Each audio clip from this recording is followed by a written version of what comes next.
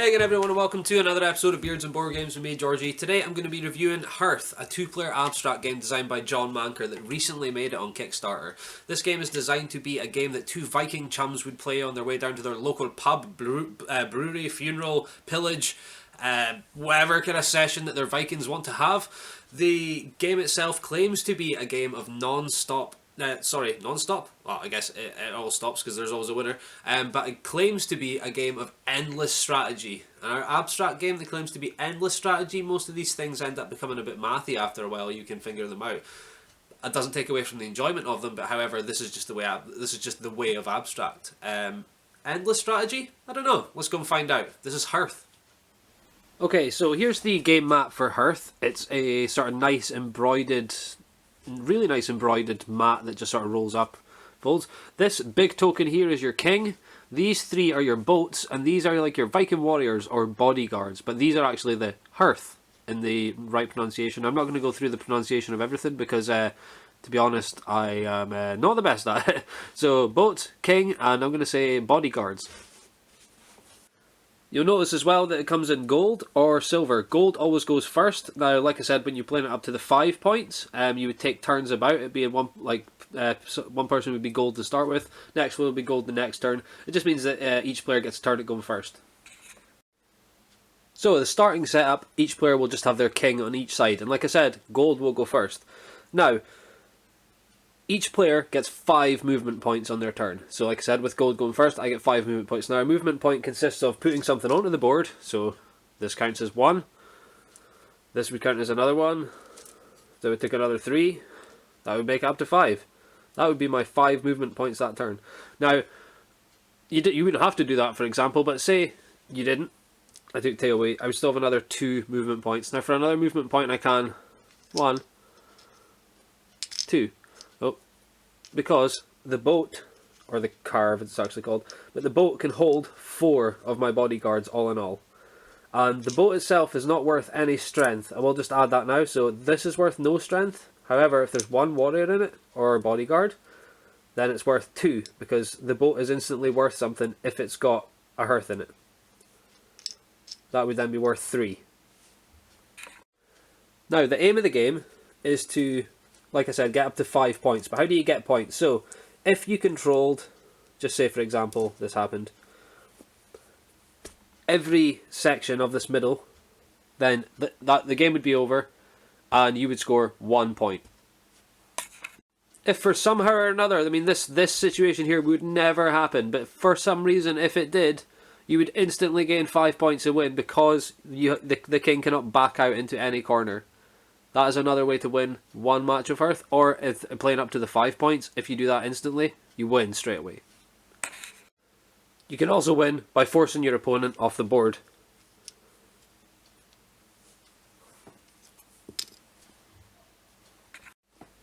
Okay, so I said earlier about the 5 movement points. Now, what exactly can you do with these movement points?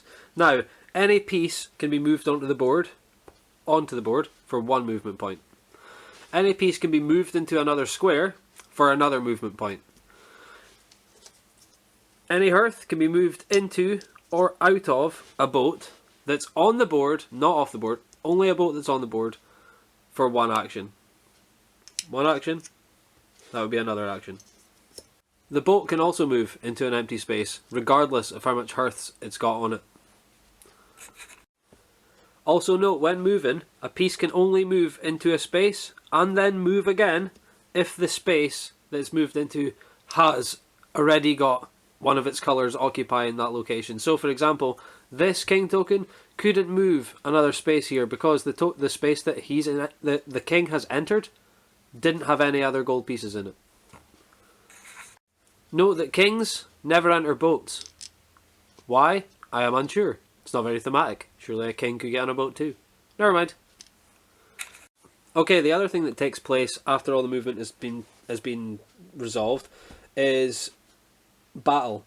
Battle is counted up by the strength of each figure in here, with the king here being the tiebreaker.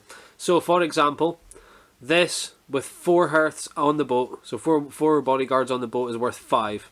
Now, if it was the gold player's turn, for example, this time he could 1 action, and then go up to the line for a second action. Now, when going to battle, you would only go up to the line. 3 actions to move this boat up to the line also. 4 actions, 5 actions. Now, note that only when battling can 2 boats attack the same square. Once all battle has finished, the boats must retreat, and only 1 boat can remain in each location, apart from on the home square. So in this instance, we've got 5 plus 10, 5 plus 5 plus another 1. We don't even need the tiebreaker. However, this would then be destroyed because this is only worth 5 points. Now, because all these hearths are still on the boat, the silver player can take them, tip them out, and he can use those again.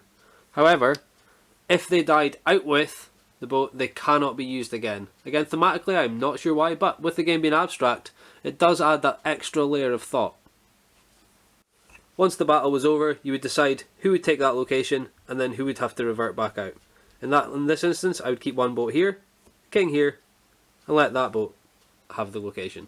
And then, bear in mind that you're trying to fight for all these to be conquered, or to completely surround the king, or to force the other opponent's king off the board. Because, like I said, if the king had lost in that instance, the king simply retreats backwards. Okay, the only other thing I would like to go into, guys, is the Peninger, which is essentially a double or nothing bet. So it's neutral in the beginning, and any time that one of the players thinks that they've got the other player on the ropes, they can say, look, I'm going to offer you this, and if you accept, then it means that you think you're still going to be able to beat me, and it's double or nothing. So if I still win, then I get double the points, and if you win, you get double the points.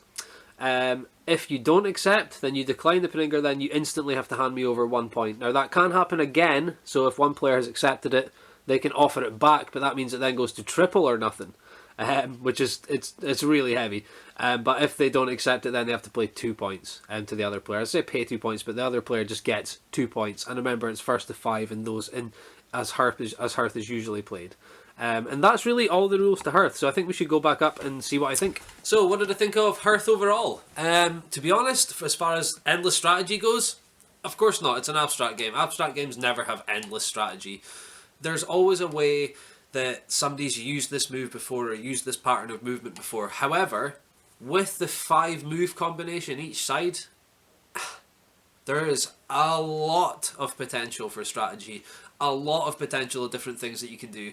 It's almost never ending about the amount of different things that you can do. It's really, really crazy. Like the 5 moves per turn, it still feels like you're not overpowered when it's your go, but at the same time, it's enough to crunch your opponent if your pieces are placed in the right spaces at the right time, depending on where obviously your opponent's pieces are. Other than that, it's a really, really fun game. I've really got to give it to you. I've got to hand it to you, John. Super, super fun game, well designed, and the bag, the appearance, I mean, this is all prototype version, but prototype version, really, Hessian bag? I mean, this is awesome. Really well done. I've got to give it to John. I've got to give it to the designer for designing this game, and whoever was I believe maybe it was the same graphic designer, but whoever came up with this prototype version and came up with how the ships and the so, I mean, I would apologise now because my Viking, I mean, I probably should have apologised earlier. A lot of the things that I said, so,